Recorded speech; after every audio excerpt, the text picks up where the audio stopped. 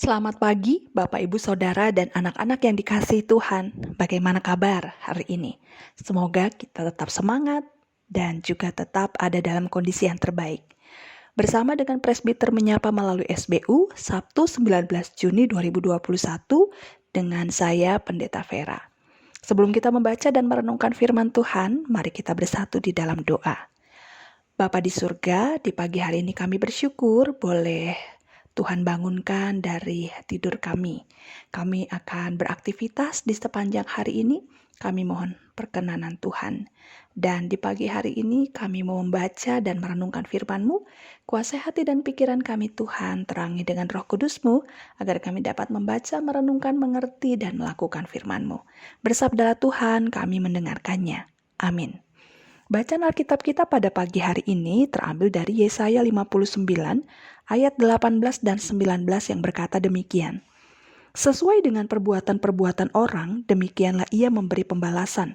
Kehangatan murka kepada lawan-lawannya, ganjaran kepada musuh-musuhnya, bahkan kepada pulau-pulau yang jauh ia memberi ganjaran. Maka orang akan takut kepada nama Tuhan di tempat matahari terbenam dan kepada kemuliaannya di tempat matahari terbit. Sebab ia akan datang seperti arus dari tempat yang sempit yang didorong oleh nafas Tuhan. Demikianlah pembacaan Alkitab.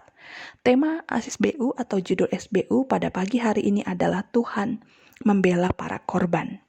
Saudaraku, setiap perbuatan pasti ada konsekuensinya. Perbuatan baik akan menuai kebaikan, perbuatan jahat akan menuai kejahatan. Setiap orang tidak dapat terhindar dari hasil yang diperbuatnya. Itulah hukum alam, bahkan dalam kekristenan terkenal dengan hukum tabur tuai. Apa yang ditabur itu juga yang akan dituai. Artinya, segala sesuatu yang dilakukan mempunyai akibat. Apa yang telah diperbuat oleh mereka adalah kejahatan. Sebagai akibatnya, mereka harus menerima pembalasan Allah dengan kehangatan murkanya. Mereka yang disebut sebagai lawan dan musuhnya bukanlah orang-orang yang berasal dari luar, melainkan umatnya sendiri. Dia akan membalas sesuai perbuatan mereka. Dia melakukan tindakan tersebut karena dua hal. Pertama, karena perbuatan mereka telah mengorbankan kehidupan sesamanya. Dan yang kedua, mereka yang menjadi korban tidak memiliki daya untuk memperjuangkan kembali kehidupannya. Oleh karena itu, dia sendiri yang akan memberikan pembalasan sehingga orang akan takut kepada Tuhan. Artinya, tindakan Allah bukan saja memberi hukuman sebagai akibat dari perbuatan jahat, melainkan juga sebagai peringatan bagi setiap orang untuk menghindarkan diri melakukan kejahatan yang membuat orang lain menjadi korban. Saudaraku, mengorbankan orang lain demi kepentingan diri sendiri adalah perbuatan jahat di mata Tuhan. Tuhan tidak akan berdiam diri. Dia akan memberikan pembalasan berupa ganjaran atas perbuatan tersebut. Perbuatan itu terjadi karena sikap egois dan individualis yang menguasai cara berelasi. Relasi yang dibangun bertujuan hanya pementingan diri. Hal inilah membuat orang lain dikorbankan demi kepentingan tersebut. Oleh sebab itu, sebagai umat Tuhan yang ditempatkan dimanapun, kita diingatkan untuk memperbaharui relasi kita yang dapat mengorbankan sesama dan menyatakan keberpihakan kita membela mereka yang menjadi korban. Amin. Mari berdoa. Allah Bapa di dalam surga, kami bersyukur. Kami berterima kasih untuk firman Tuhan yang kami baca, dengar, dan renungkan. Mampukan kami untuk dapat melakukannya dalam hidup kami. Di pagi hari ini, kami akan beraktivitas.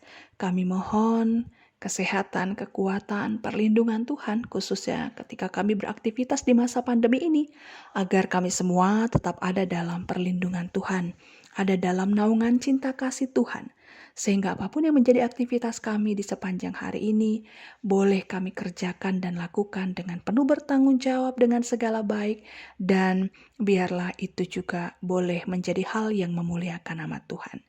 Bapa di surga, berkati juga untuk kehidupan daripada seluruh jemaat-Mu, agar dalam aktivitas kehidupan di sepanjang hari ini, jemaat-Mu selalu mengandalkan Tuhan. Mereka berjalan bersama dengan Tuhan, menjalani hari-hari kehidupan mereka. Doa kami bagi yang sakit, Tuhan, mari Engkau tolong, lawat jamah dan pulihkan. Khususnya untuk Ibu Endang yang sedang dirawat di rumah sakit, juga bagi jemaat Tuhan yang lain yang dirawat di rumah, atau mereka yang dalam kelemahan tubuh, Tuhan tolong agar supaya mereka mendapatkan pemulihan yang daripada Tuhan. Kami juga menyerahkan jemaat-Mu yang berulang tahun, Tuhan juga memberkati dalam pertambahan usia yang mereka terima daripada Tuhan. Dan juga kami doakan jemaat-Mu yang bergumul karena banyak hal dalam kehidupan mereka. Allah kiranya berkenan untuk memberi kelegaan dari setiap pergumulan yang mereka boleh hadapi. Bersama dengan Tuhan, mereka dimampukan untuk dapat lepas dari pergumulan, untuk dapat menghadapinya dengan dan bersama dengan Tuhan. Terima kasih Bapa yang baik, Bapa yang penuh kasih. Kami serahkan juga kehidupan bangsa dan negara kami, upaya pemerintah dalam memutus mata rantai penyebaran pandemi COVID-19, vaksinasi massal yang terus gencar dilakukan.